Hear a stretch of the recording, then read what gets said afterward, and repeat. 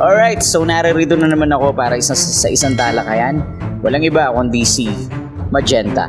At good day sa inyo lahat. So, tatalakayin natin ngayon ang bagong hakbang ng Pasig City Mayor si Vico Sotto sa tinaguriang flood control scandal. Ipinahayag niya ang kanyang kahandaan na tumistigo sa Senado kung siya'y ipatawag. Okay, at actually isa to sa mga rekomendasyon na tingin ko magiging sobrang exciting nito, lalo na again sa mga Diskaya, right?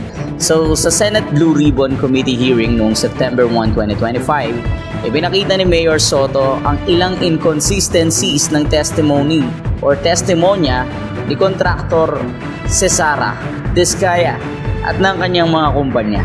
Binanggit niya halimbawa yung salitang unang sinabi ni Diskaya na divest na siya sa 8 or 9 na firm. Pero kalaunan, inamin niya na may pagmamay-ari pa rin niya ang lahat. At pagkatapos ay binago pa uli ang pahayag niya at sinabing part owner na lang siya.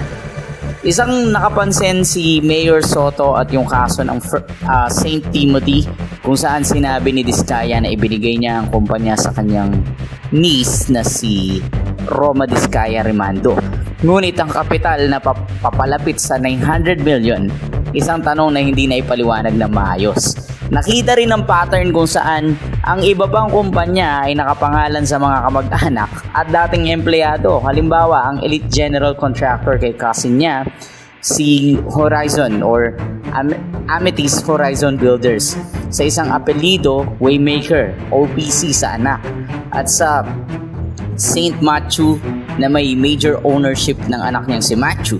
So, sa pahayag ni Mayor Vico Sotto, ayon kay Vico Sotto, handa siyang tumistigo sa Senado kung siya ipatawag upang higit pang mailantad ang katotohanan at masiguro ang pananagutan.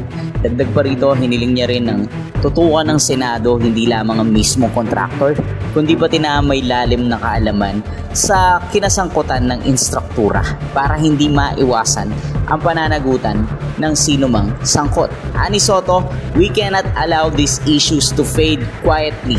There must be accountability, whether from contractors, politicians, or government officials.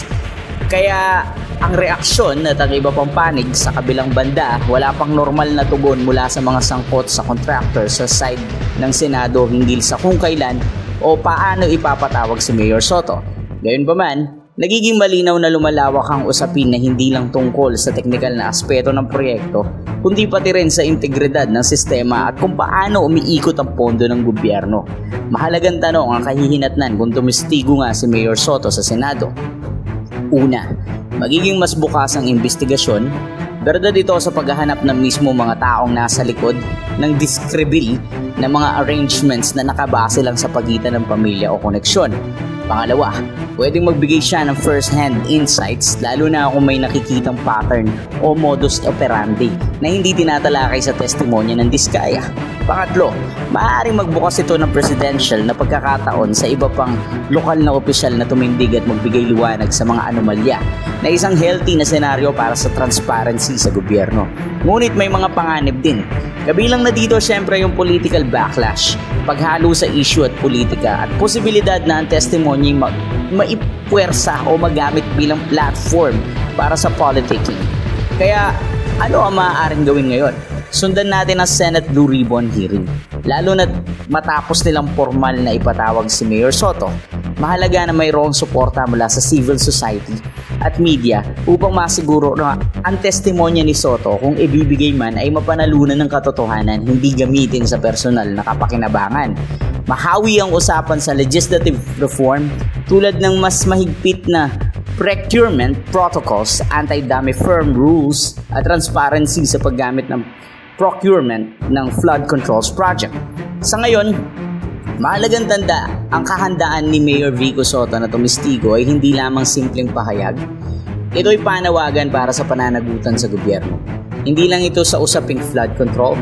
Actually, usapin din ito ng integridad, pananagutan at kung paano natin pipiliin pangalagaan ang tiwala ng mamamayan. So bilang Magenta, salamat sa pagsubaybay at pakilagay na lang sa comment section kung anong masasabi nyo dito. But for me, this one really looks interesting.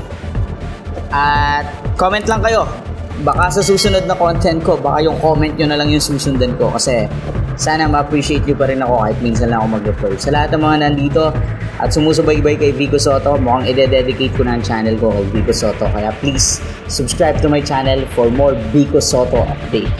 Thank you.